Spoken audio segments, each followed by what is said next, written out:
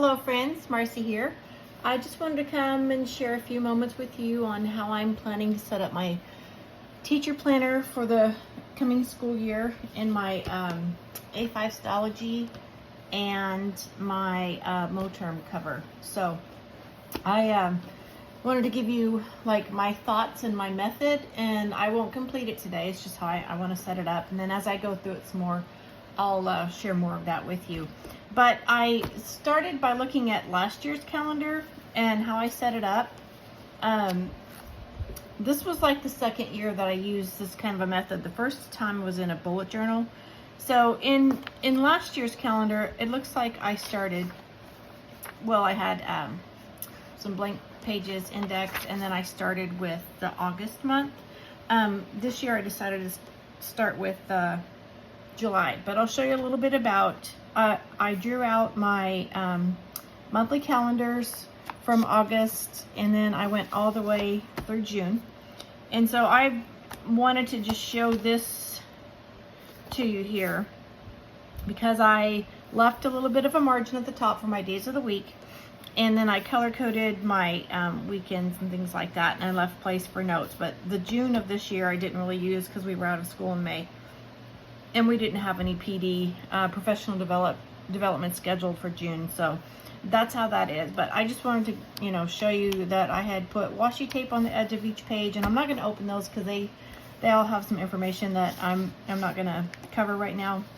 But after I did that, I went into weeks, and of course the first week was just my idea with schedule planning and things like that, some of the things that I wanted to do. But I had weeks drawn out, and I've shared this in other videos before. So I have a 2-page spread for each week, and then I'm going to open to, this was the last school week of May, which we were doing virtual learning, and so some of this stuff was scheduled, written in my schedule before the end of the year was canceled, so I just made some adjustments there. But what I did up here, this is blank, but when we were in school, when we were on campus, I did use this part to record my weather each day because I also had my kids record it in their writing journal. But here, when we were just doing distance learning at home, I didn't fill that in because I keep it in my personal journal. Anyway, so I went my months, my weeks, and I just counted them out. But I'll show you. This was a gradebook page. I teach special ed, and I only had 12 students at the time. And I had my ELAR, or English Language Arts, for the first 6 weeks, and then I did my math for the first each 6-week grading period. I'm sorry, we grade on a 6-week grading period, so I had my first, second, third, fourth, and fifth 6 weeks grading period for ELAR, then math and science and social studies. So that's what these sections are. And then in the back I have note sections for meetings and things. So looking back at last year's calendar, I kind of sketched out what I want in this year's calendar, and I wrote this little note for myself. My school calendar, I'm going to have my yearly calendar, which is here inside the front cover, and I printed that and cut it out. I shrunk it down. I think I used 60% to get it to fit in my A5 Stalogy. My index pages, and then I have just an initial for all the months of the year. So I have months, and then I'm going to do weeks. I need 38 weeks on times 2 pages on a 2-page spread. And then I'm going to have attendance, ELAR, math, science, and social studies times 6. So I'm changing it up a little bit for myself from this year, or for this year from last year, because last year I had a separate attendance section, a separate ELAR section, a separate math section. But this time I'm going to do my attendance pages, my ELAR, math, science, and social studies for one 6 weeks period, and then I'm going to do it 6 times for each 6-week grading period.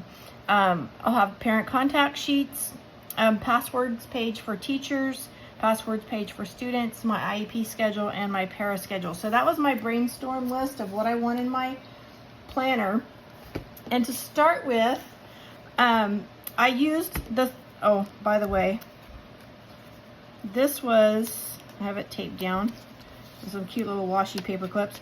This was our calendar, and then we got a modified school calendar last week because they've delayed the start of school. So I didn't want to get started too early on this because I don't really know what's going to happen as of yet. There seems to be changes each day. But I put some Post-it notes in here.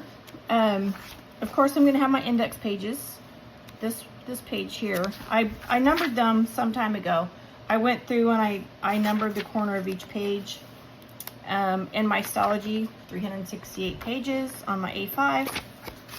So these are index pages, and then I'm going to have a 2-month July spread.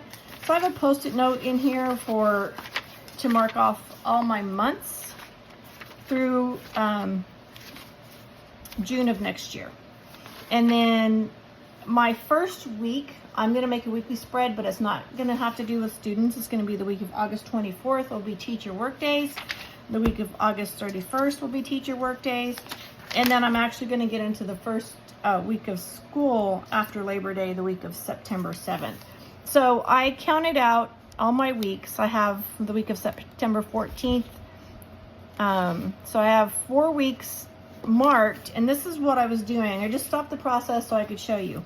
I used my calendar here, and I just made the week of October 5th is going to be my 5th week. The week of October 12th is going to be my 6th week, and so on. And I'm just going to put these little tabs on my pages, but I did go in and count them out. So I'll just continue this throughout the year, and I'll have 1 2-page spread for each week.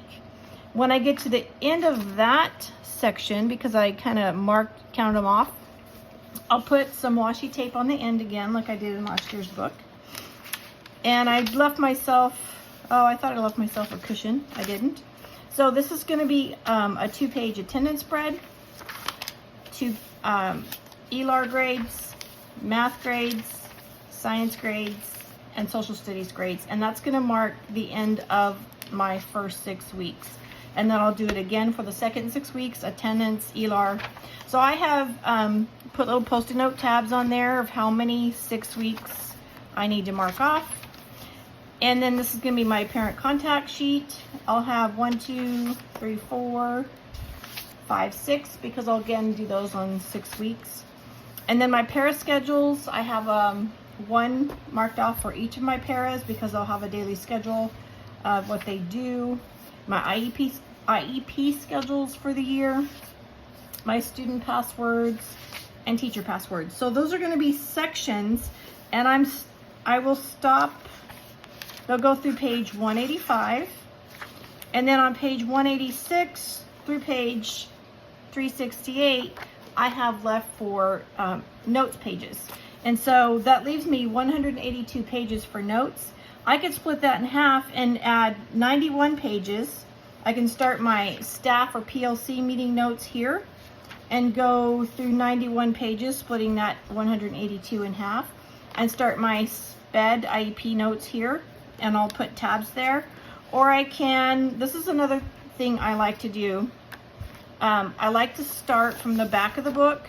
So I start from the front of the book and go toward the middle. I start from the back of the book and go toward the middle. So if I start taking notes here on August 24th, my first meeting day, and then I would go here and here. So I would work from the back of the book forward and meet in the middle. That way I don't have any lost pages, or I don't miss leaving myself enough room in my sections. And that's just another little trick. So I haven't decided yet here if I'm going to start from the back, go forward, or if I'm going to tab and make meeting note sections for myself. So that's how I'll be setting it up. In case you're wondering, or you have any questions of how you would set up your teacher planner in Stalogy, and again, this is A5, and this is a Moterm cover that I have already shared in another video. So I'll start working on this and get back with you with my progress and process. So have a blessed day. Thank you for sharing some of your minutes with me. Talk to you later. Bye-bye.